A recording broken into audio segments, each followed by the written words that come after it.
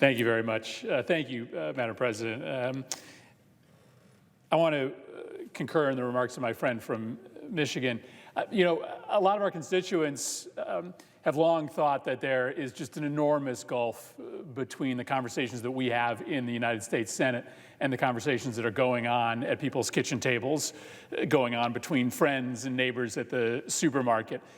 They think that what we worry about here is guided by lobbyists and K Street and political action committees and really doesn't have much to do with what they care about. And I don't know that their perception of that gulf has been any bigger than it is right now. Because the message that Senator McConnell and Senate Republicans are sending is that there is no urgency. There is no need for the Senate to act, that we've done everything that needs to be done for the time being when it comes to the depression levels of unemployment in this country, the lines going around blocks to pick up groceries for families that can't afford food, the schools that are scrambling to figure out how the heck they are going to reopen schools with revenues for their municipalities and counties and states cratering through the floor. And so it just tears people's hair out right now that there is a piece of legislation passed the House of Representatives that will help millions of families who are in meltdown crisis right now, as they have lost their job, they maybe have a sick loved one, and they don't know when life is getting back to normal, and the Senate's doing nothing. Now, I understand my Senate Republican friends wouldn't write the bill that passed the House, and that's understandable. Different party in control of the Senate than in control of the House of Representatives. Of course, there's going to be a difference in priorities. But the decision to not even take up the House bill, to not try to amend it, to not try to draft a version of our own to fill these just enormous gaps that families are feeling right now, it is maddening to the people that I represent back home, who feel that sense of urgency that is not shared by the folks who haven't lost their salary or their health care benefits in the United States Senate. Earlier today, we tried to take a small step forward to better protect our constituents and try to bring this pandemic to an end. Senator Durbin offered a pretty simple resolution that would have just expressed the sense of the Senate that we should join with nations around the world to try to develop a vaccine for COVID. I don't agree with the president. I don't think that it is all hopeless until we find a vaccine. I think that we can take steps in our communities through state leaders to try to reopen our economy even before we have a vaccine. But obviously, that's the goal that we all strive for. And we are much better off if we are working with other countries to develop that vaccine. There are very promising discoveries that, as we speak, are being made in other countries, many of them allies of the United States. And there is, in fact, an international effort underway to help pay for that vaccine development. Probably the most prominent of those efforts is something called CEPI, the Coalition for Epidemic Preparedness Innovations. But curiously, though, all of our friends, all of our allies, some of our adversaries are members of that coalition, the United States is not. And so if this coalition were to develop a vaccine, if they were to get there before the United States, then we don't have a seat at the table to try to decide where that vaccine goes. It is a question as to whether we would be able to get it to the United States if we're not sitting at that table. Why not hedge our bets? I hope that the dollars that we've appropriated here in the United States Senate lead to the discovery of a vaccine happening here. But if it doesn't, why would we not also want to be part of a coalition like CEPI so that if they discover the vaccine first, we get the benefit of it, or at the very least, we get a say in where it goes. And that's all this resolution said, and yet we couldn't get it passed.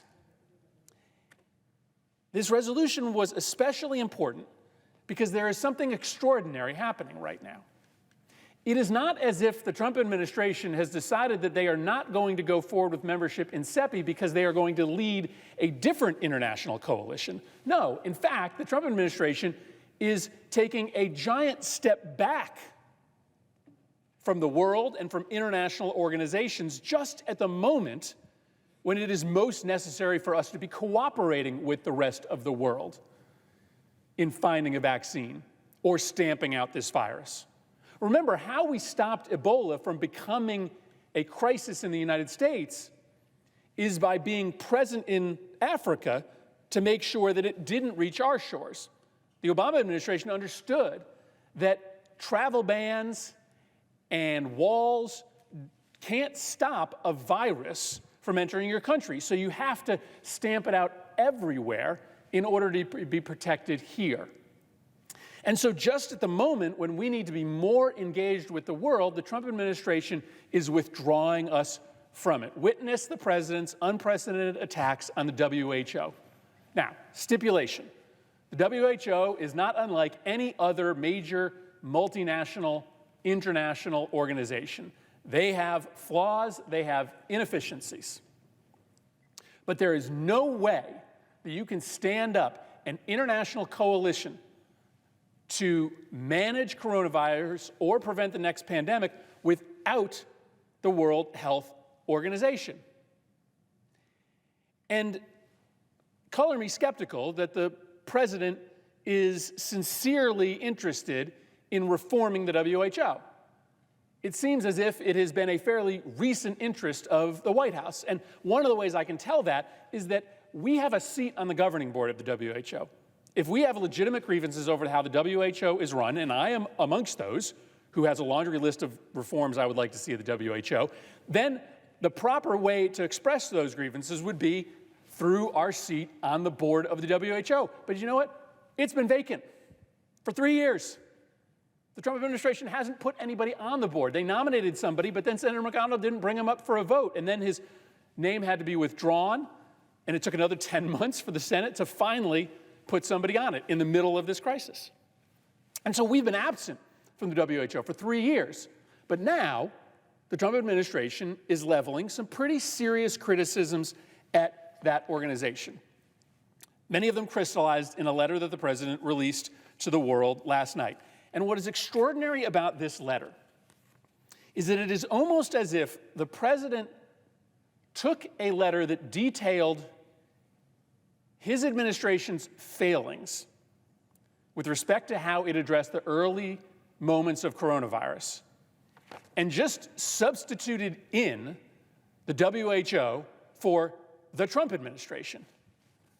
Because in this letter to the WHO, it says the World Health Organization has repeatedly made claims about the coronavirus that were either grossly inaccurate or misleading.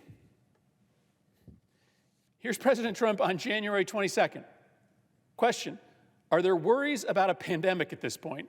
No, not at all.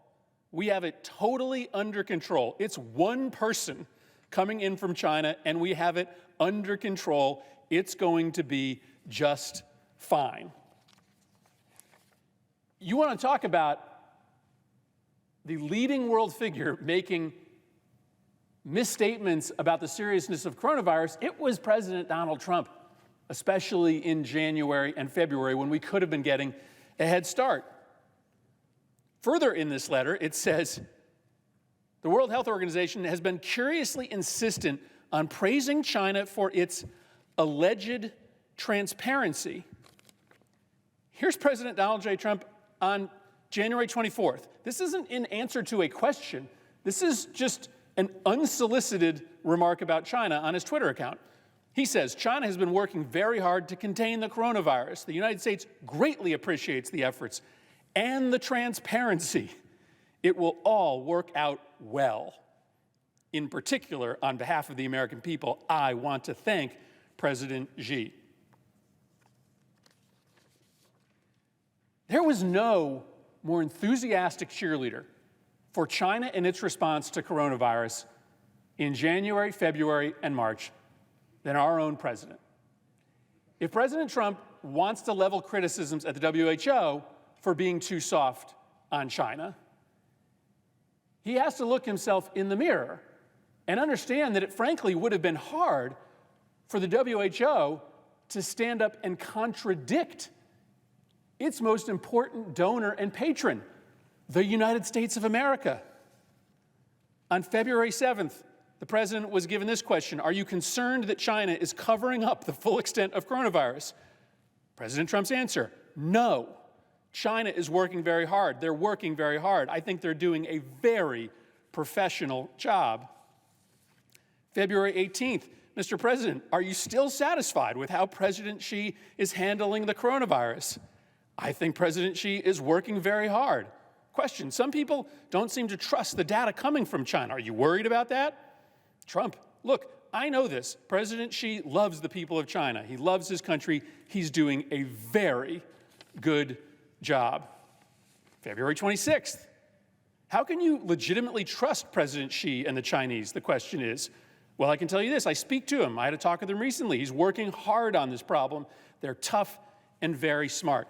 There was no one who was defending China more vociferously in January and February than President Trump. It came on the heels of his decision to pull out 2/3 of CDC scientists out of that country, to shutter a program that was tracking viruses around the world, including China. And now the president has compounded that error by pulling the United States out of the WHO, an imperfect but absolutely necessary body that can be the only natural source of convening for a fight to stop coronavirus over the course of this summer and this fall, and to prevent the next pandemic. This is a moment when we should be putting a foot forward into the world and leading.